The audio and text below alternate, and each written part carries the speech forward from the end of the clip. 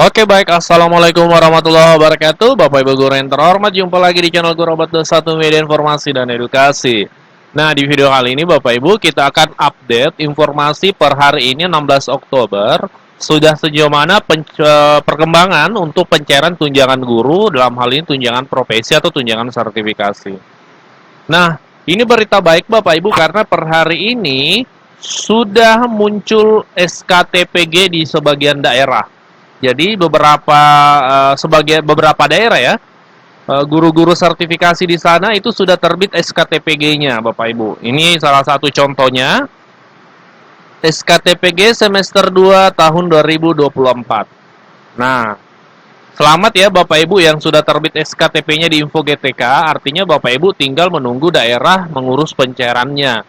Bapak Ibu tinggal duduk manis menanti pencairan, karena Bapak Ibu tidak perlu melakukan apa-apa lagi, baik dalam hal administrasi maupun penginputan data di Info GTK itu sudah tuntas, tinggal menunggu pencairan. Nah, beberapa rekan-rekan guru itu masih di kode 07 termasuk di daerahnya admin saat ini, itu kami pantau ke sebagian besar menunggu penerbitan SKTPG Bapak Ibu. Jadi dalam satu daerah juga itu kadang berbeda posisinya. Ada yang sudah terbit SKTPG-nya, ada juga yang menunggu. Kenapa kemudian seperti itu? Karena ini tergantung pengajuannya. Biasanya yang lebih dahulu diajukan oleh daerah yang sudah lengkap administrasinya, berkas-berkasnya di store ke kabupaten, ke dinas pendidikan, biasanya itu diajukan terlebih dahulu, sehingga yang diajukan terlebih dahulu penerbitan SKTP-nya juga otomatis lebih cepat ya, seperti itu. Ya, yang menyusul ini yang masih kode 07.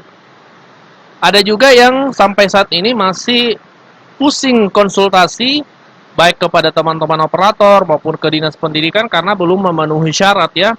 Nah, saran kami terkait Bapak Ibu yang masih kode 02, cek di info GTK-nya, pastikan penyebabnya apa.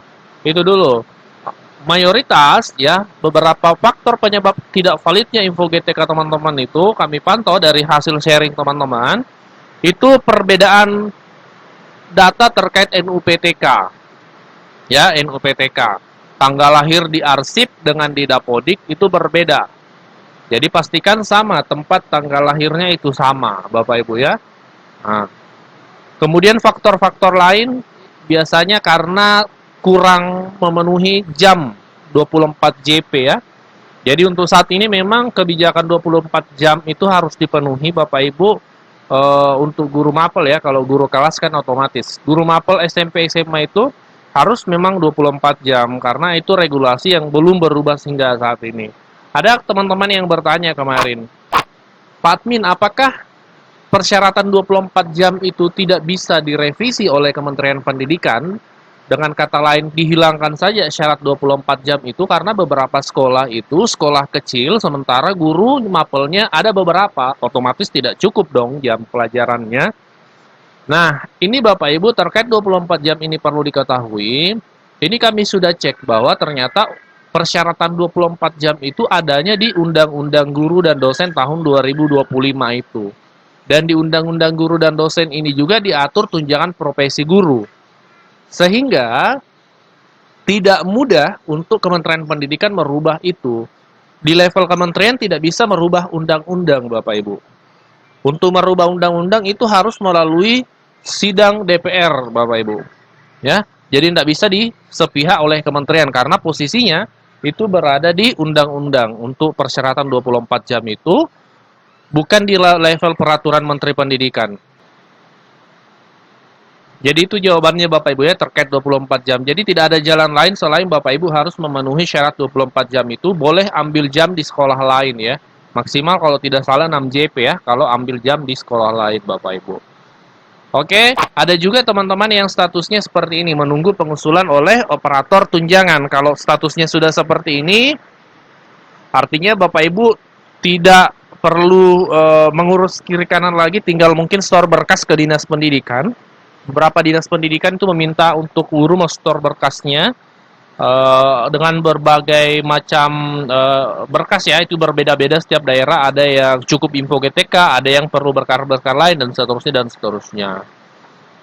Nah, jadi ini 4 kondisi saat ini untuk update pencairan. Yang pasti info GTK itu sudah ada beberapa guru di daerah yang sudah terbit SKTP-nya. Perkiraan kami bisa jadi ada pencairan di Oktober ini, paling tidak di akhir Oktober. Kita lalu tunggu update-nya. Itu masih asumsi kami ya, melihat perkembangan. Tapi kita lihat nanti, paling lambat November itu sudah ada marak pencairan untuk triwulan 3 ini Bapak Ibu ya. Sekali lagi selamat yang sudah terbit SKTP-nya. Untuk yang menunggu penerbitan, selamat menunggu. Biasanya kurang lebih paling lama 1 minggu biasanya itu sudah terbit SKTP. Untuk yang belum valid, semangat Bapak Ibu. Semoga segera valid. Diperbaiki info GTK-nya sebelum penarikan data lagi.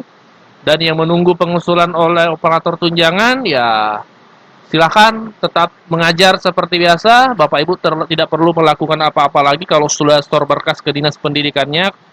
Bagi daerah yang meminta berkas ya, itu sudah aman, tinggal nunggu saja. Nanti akan berubah statusnya menjadi menunggu penerbitan SK dan kemudian terakhir SKTP terbit. Demikian pembahasan kita hari ini Bapak Ibu, update-nya. Semoga bermanfaat. Bagaimana di daerahnya Bapak Ibu, silakan di-share di kolom komentar. Sudah sejauh mana perkembangannya, terutama info GTK-nya. Oh iya, sebagai tambahan informasi juga, ada pertanyaan dari subscriber di kolom komentar juga, seperti ini pertanyaannya. Apakah mungkin tunjangan profesi ini untuk ke depan, atau tunjangan sertifikasi ini, disalurkan setiap bulan misalnya? Atau disalurkan ke dalam gaji pokok? Apakah bisa dilakukan itu, seperti itu, tanpa merubah undang-undang guru dan dosen? Nah, itu pertanyaannya. Jawabannya, kalau kami analisa bisa Bapak Ibu. Kenapa kemudian seperti itu? Karena di Undang-Undang Guru dan Dosen itu hanya memuat keterangan terkait tunjangan profesi, termasuk besarannya 1 kali gaji pokok ya. Kemudian terkait tunjangan syarat 24 jam tadi, itu tidak dibahas, disebutkan dalam Undang-Undang Guru dan Dosen 2005 itu terkait cara penyalurannya. Tidak disebutkan. Oleh karenanya di Kementerian Agama, guru-guru madrasah kita ketahui itu bisa disalurkan per bulan kan Bapak Ibu. Nah, guru-guru madrasah itu guru-guru PAI di banyak daerah itu disalurkannya per bulan. Nah, sementara Kementerian Pendidikan memilih triwulan. Karena memang di Undang-Undang Guru dan Dosen itu tidak diatur penyalurannya. Jadi bisa diatur di level baik peraturan menteri maupun juknis tunjangan profesi. Bisa saja seperti itu Bapak Ibu ya. Tergantung nanti kajiannya dari Kementerian Pendidikan ke depan, apakah memang lebih efektif disalurkan per bulan atau tetap triwulanan. Itu tergantung nanti kebijakan dari Menteri Pendidikan tentunya, seperti itu. Kalau syarat 24 jam tadi itu tidak bisa di level kementerian, karena itu bukan di Permendikbud atau di peraturan Menteri Pendidikan, bukan. 24 jam itu di Undang-Undang Guru dan Dosen, merubahnya tidak mudah. Tidak bisa hanya di kementerian, tapi harus melalui sidang paripurna DPR dan itu biasanya cukup sulit ya, cukup repot, cukup butuh proses lah seperti itu. Dan kemarin kan sempat tuh muncul wacana merubah undang-undang Sisdiknas, termasuk undang-undang guru dan dosen itu diwacanakan yang akan berubah, tapi kan muncul juga pro kontra. Dikhawatirkan ketika undang-undang guru dan dosen ini diubah, tunjangan profesi juga ikut berubah. Ya, walhasil kan kemarin tidak jadi merubah undang-undang Sisdiknas itu.